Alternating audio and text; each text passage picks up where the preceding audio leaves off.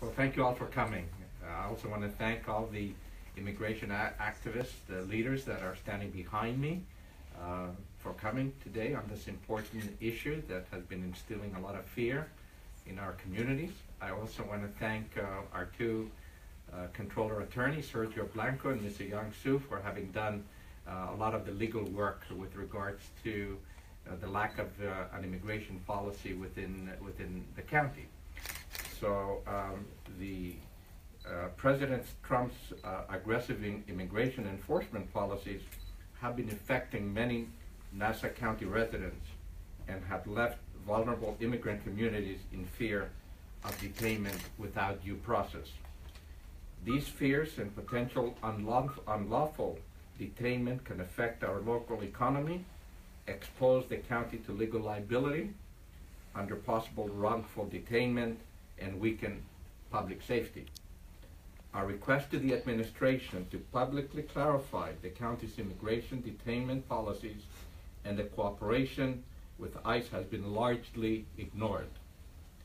The response by the county sheriff provided some information, but also raised concerns that non-judicial administrative ICE detainment requests are routinely approved without adequate review for probable cause. And apparently there is no review for individuals on the terrorist watch list. The immigration detainment policies, furthermore, of the police department and the county juvenile detainment center are unknown. We are asking here the administration to establish a clear and uniform immigration policy across all agencies of Nassau County government. A policy that adequately protects residents, protects resident due process, a policy that reduces the financial liability to the taxpayer, and furthermore enhances public safety with community input and also safeguards possible terrorists, so that our residents can feel free and can use government resources without fear of arrest and detainment.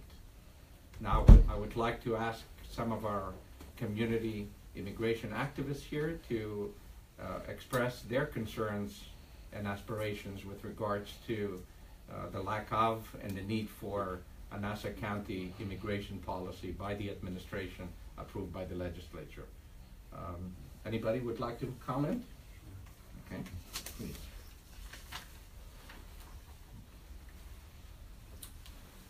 My name is Patrick Young, Patrickyoung. I am an attorney and program director with the Central American Refugee Center, CARECEN, which is C-A-R-E-C-E-N. I'm also special professor of immigration law at Hofstra University School of Law. You know, up until President Trump came into the White House, we thought we knew what Nassau County's policies were regarding undocumented immigrants and other immigrants. Since then, we've become very confused about it. We've heard contradictory statements from the police commissioner. It's very difficult to clarify exactly what the police's view of undocumented immigrants that they come into contact with. We've also been very disturbed because the county jails now are turning people over to ICE who have not been convicted of any crime and often are not even charged with a particularly serious crime. Immigrants in Hempstead, immigrants in Westbury, Freeport, Roosevelt are not able to distinguish between the actions of the police department and the actions of the sheriff's department. All they know is that people who are arrested for relatively minor crimes are being turned over to ICE for deportation. This is something that's alienating the immigrant community from the police. CARECEN has a 20-year history of working with the Nassau County Police Department to have immigrants report crimes and to have immigrants work against the infiltration of gangs into their communities. And particularly with increased violence by Mayor Salvatrucha, we must make sure that the immigrants remain the eyes and ears of the police department. They will not do that if they believe that working with the police can lead to their or their family's deportation. The county executive needs to clarify these positions, and the sheriff and the county executive need to make sure that the police are not turning people over to ICE simply on non-judicial warrants. These are warrants that are not issued by a judge. They're simply issued by the prosecutors, essentially, the ICE. So we need to make sure that we have better policies and that we have better disclosure. Thank you. Thank you very much. Anybody else? Would you like to make a comment? Anybody else? Yes. Thank you. Good morning. Thank you, Comptroller Maragos. My name is Soma Syed, S-O-M-A-S-Y-E-D. I'm an attorney. I'm also board member of South Asian American Voice. I want to thank Comptroller Maragos for bringing the immigrant issue to Nassau County. This issue has been talked about, and many things have been done in New York City by the Governor Cuomo and the Mayor de Blasio. In other states, particularly California and Washington, but we're not helping the immigrants in Nassau County. And the issue that has been brought up by Comptroller Maragos, that non-judicial detainers are a threat to our democracy, due process of law, and possibly violation of constitutional rights enjoyed by all of us in this room and across this nation. So it is very important that Nassau County and the executive of Nassau County and the sheriff's office and everyone who are in capacity to make this issue clear for all residents of Nassau County, whether they're citizens, legal residents with green card, or undocumented immigrants. And we also need to feel Nassau County a home, welcoming home for immigrants as well as undocumented immigrants. So with that, thank you so much, Comptroller Maragos, and I hope that with all of us getting together, this issue will get more profile, more coverage, and we'll be able to get some clarification who is in charge of providing that information. Thank you. Thank you very much. Anybody else? Would you like to make some comment? Thank you. My name is Emmanuel. I'm a pastor of Gateway Christian Center, and also I'm the chairperson for the Nassau County of Nassau and Suffolk for National Action Network. We thank the Honorable County Controller, that's Judge Maragos, for his leadership, for his concern for our community and our colleague. We know this immigration issue, it is a big issue in our community, not just in the Haitian community. We all said a lot of things already, so just to make it very short and brief, right now the Haitian community is facing an issue. The challenge that they're going through right now is a TPS issue. So we have been working very hard, closely with members of Congress. We've been going to a lot of meetings, meeting with elected officials, because we feel that right now in churches, there's a lot of issues that's going on in the Haitian community. We believe that all the hard work we have been doing for the last couple months, now they extended to 6 months. We feel that's insulted to the Haitian community, injustice. We don't need 6 months. 6 months is not acceptable. It's not going to resolve the issue because there's a lot going on. So right now, we asking everyone, our community, as much help that we can get, that something they will extend it at least to 18 months instead of 6 months. So we ask for your support on behalf of the Haitian community, not just the immigration issue, but there's a lot going on. So we thank the elected officials and the county legislature for your support for putting this meeting together. Hopefully the message will come across, and I believe if we continue and fighting, hopefully something will come through. Thank you. Thank you. Hi, my name is Mimi Hu. I'm a board director of the Great Neck Chinese Association. I'm very honored to be here today because I feel a lot of immigrants' voices have been heard. And I believe this is a starting point that all of us are going to start working together. And I want to take this opportunity actually to reach out to the immigrants.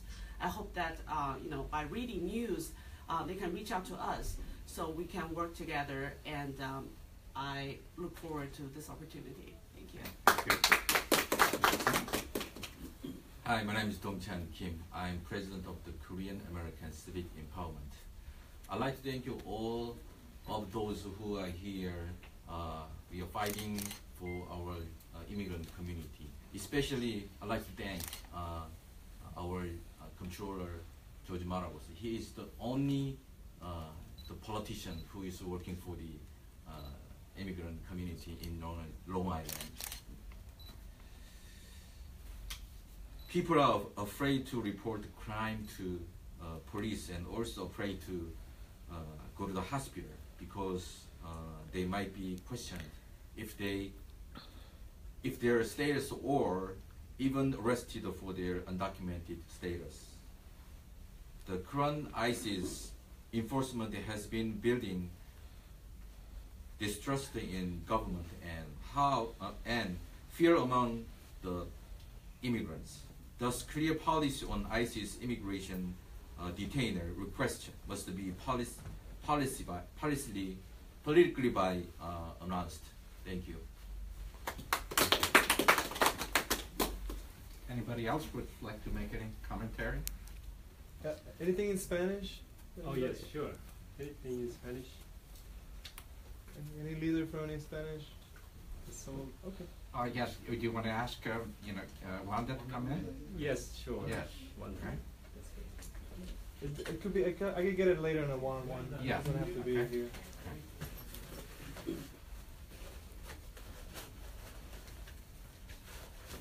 Wanda coming up. You want to make a few remarks with regards to some of the things that your concerns with regards to immigration issues within the Hispanic community? In Spanish. Thank you. Muy buenas tardes. Uno de los propósitos y las misiones de esta reunión es para tomar conciencia de los asuntos que le están afectando a la comunidad latina en el tema de la inmigración, la claridad de saber que la comunidad puede sentirse segura y puede sentirse protegida, que también que está aportando al bienestar del condado de Nassau, y poder trabajar con las autoridades del condado de Nassau para poder llevar un futuro mejor para las comunidades inmigrantes, especialmente la comunidad latina, que es una de las mayores comunidades que está creciendo en el condado, y se espera que puedan estar sintiéndose más cercanas al condado y puedan sentirse también parte de la comunidad, para que los asuntos que le están afectando de la inmigración puedan ser resueltos por medio de muchas de las organizaciones que están presentes acá para ayudar a la comunidad. Gracias. ¿Su nombre y título, por favor? Wanda Arroyo. ¿Y su título? Representante de la comunidad hispana. Thank you, Wanda. Thank you. Thank you. I want to draw your attention to the poster that we have and to the image behind it, which is the Statue of Liberty. You know, and there is no better symbol representing America and its welcoming of all immigrants that has built this country. And I think it's important that we remember that image. We remember the Statue of Liberty that has been ingrained in our minds, and we continue to honor all immigrants, all ethnic groups, regardless of their origin. That is what made America great and will continue to make America great and nothing else. Us living together as a diverse nation and welcoming immigrants that have always renewed this country as well as built it. Thank you all for coming. Any questions?